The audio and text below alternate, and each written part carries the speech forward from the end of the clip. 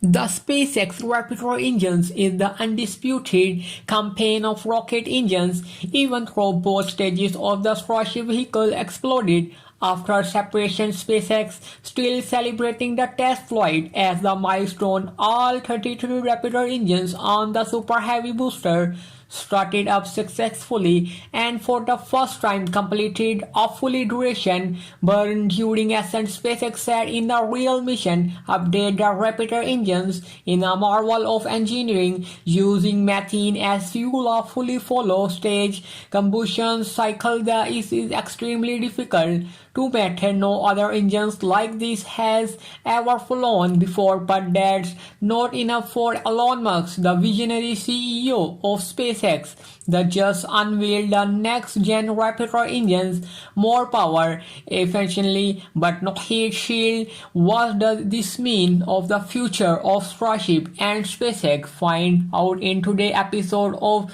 Henry Space Exploration. Tweet about the SpaceX Raptor engine reveals how far the company has come in developing the most advanced engines ever before made. We wrote could make them faster, but engine production is not the limiting factor. I am very excited about the next generation's Raptor engines, though it's robust enough not to require a heat shield, will also have more thrust engine, ISP, and many other improvements. This is it implies that SpaceX can produce more than one Raptor engines per day, a remarkable achievement considering that 2 years ago, Musk was furnished with the slow progress of Raptor developments. He sent a company-wide email the day after Thanksgiving, warning of a serious crisis mid-June. This was the last year of Raptor production. Crisis is much more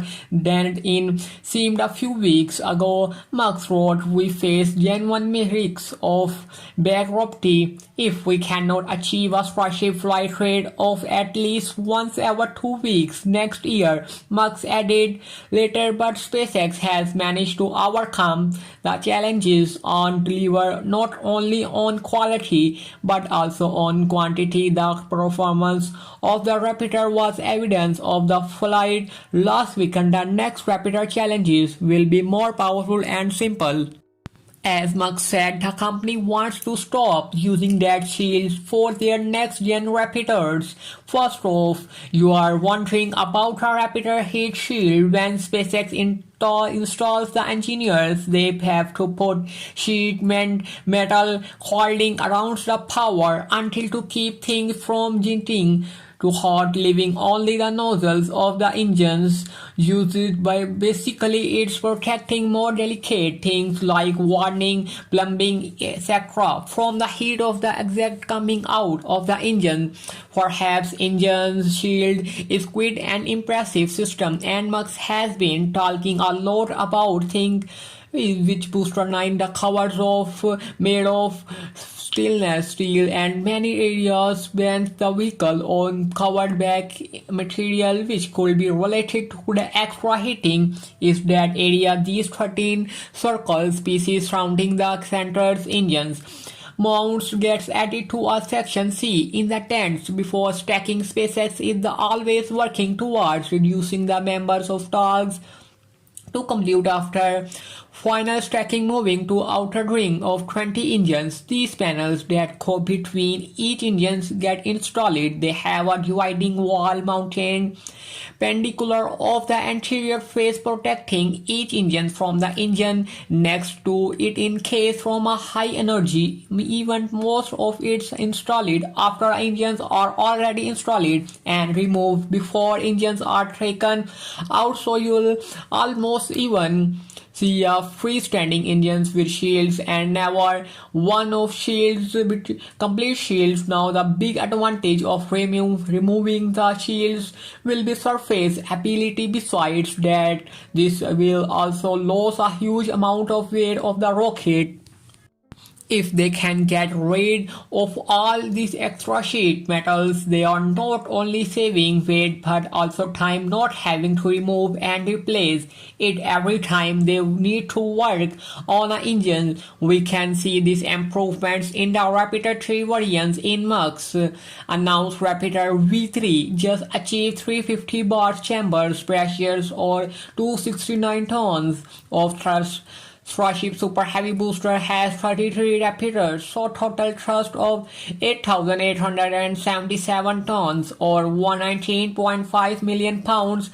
Throughout bounds, Musk also declared that if we can delete enough secondary structures or small fitty bits, they can locally protect the rest and delete engines' heat shields without deleting some components will decrease the engine's mass that make the engines more compact and factor of manufacture at scale comparison to the pressures variant. In short, the SpaceX team's efforts are amazing. They are constantly learning, upgrading, and breaking records. Aside from SpaceX, other efforts are also receiving attention. Remember these ships that's trying to break its screws. It's the Boeing Starliner. NASA says the first crowd launch of Boeing CS-300 Starliner vehicle remains on schedule of the mid-April as the company completes work to resolve the latest technical problems with the vehicle. Speaking at the November 20 meeting of the NASA Advisor Council's Human Exploration and Operations Community, Phil Milster, director of the agency commercial space division, said preparations for crew test flight missions were on schedule for launch as soon as April 14. We are on track for the launch, he said. We still got a lot of things to do. Obviously, he said NASA and Boeing had closed out of all work on the issues from orbital test flight test or LF2, the second uncrewed test flight on the spacecraft in May of 2022. They are also completed 98% of the assets products of certifications paperwork needed to CFT the mission, which will fly NASA astronauts Wilmore and Suni Wilsons on the International Space Station from a stay of a least stay of at least 8 days and been scheduled to take place this year after the completions of H2. However, NASA and Boeing said in August they are delaying the missions to no earlier than March on 2024 to resolve two problems found during preparation of CFT, which involves removing tape and wire harness in the capsule. This is flammable and redesigning soft links on the spacecraft increase their safety margins. Milestone also said he believed that the tape work was complete. Bound confirmed that the company had removed more than 1300 mm of the tape from the Starliner capsule. The company also wrapped the flammable tape in some areas with the non-flammable tape is covered in a non-flammable multi-layer fabric sleeve when gone by zone and indefined all the tape. And what will be the risk of removing the tape? Named Michael Boeing's chief engineers of the Starliner program said in a statement, the Boeing and NASA teams work together to balance those risks and create the safest vehicle possible. As the MC Accelerator said, one drop test is scheduled on January to test the performance of the redesigned soft link. That will be a really important test to get behind. He said. If that goes smoothly, we are definitely on track on April 14 launch. The key was getting CFT successfully flown so that it can be long-duration ISS new rotation missions alternating with SpaceX Crew Dragon. Will be very pleased to get that often get Starliner into the feed flying regular missions to the ISS. Finally, Chinese launch startup Landspace, another company trying to catch up the SpaceX, has also unleashed plans to develop a reusable stainless steel rocket, the Zoo 3 mission. Bird 3 will use stainless steel propellant tanks and TNUS methane liquid oxygen propellant rocket engines, according to by Landscape CEO Xing Cheng Wu and the Minggu Lake Aerospace Information Industry International Ecosystem event in China November 21st. In the two-stage launcher, we have a payload capacity on 20 meters tons of low orbit, then expandable recovery of the first stage downrange will allow 161 12 tons to LEO, while leading back, the launch site will offer a capacity of 11 tons to the LEO render to offer rocket shows, gift finds, and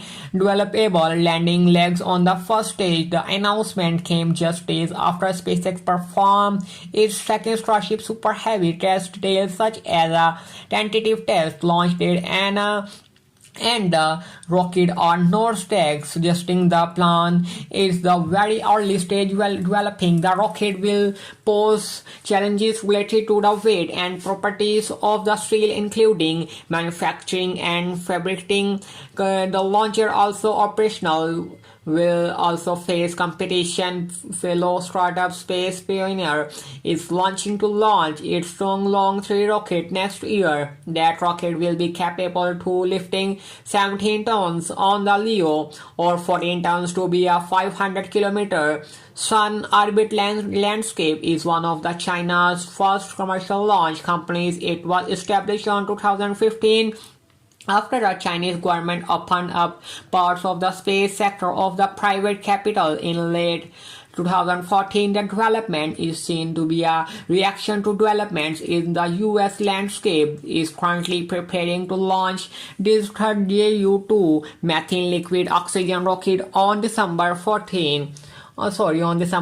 Easter, its first Ju-2 to launch field in December of 2022 before a second attempt successfully reached orbit in July. That launch made the firm the first to reach orbit with the methane LOX launcher. It is also the second Chinese commercial firm to reach orbit with liquid propellant launcher. This followed Space Pioneer's Long 2 in April. Landscape is not only Chinese launch firm interested in stainless steel rocket. Another much newer Chinese startup, Space performed hot fire tests earlier this year as part of development of a planned reusable stainless steel launcher. China's main space contractor, the state-owned China Aerospace Science and Technologies Corporation of CC, has also started its plans of the Super Heavy lift of March 9, which will eventually see it become fully reusable. And that's about all, folks. Thank you for tuning in, and if you want to support your channel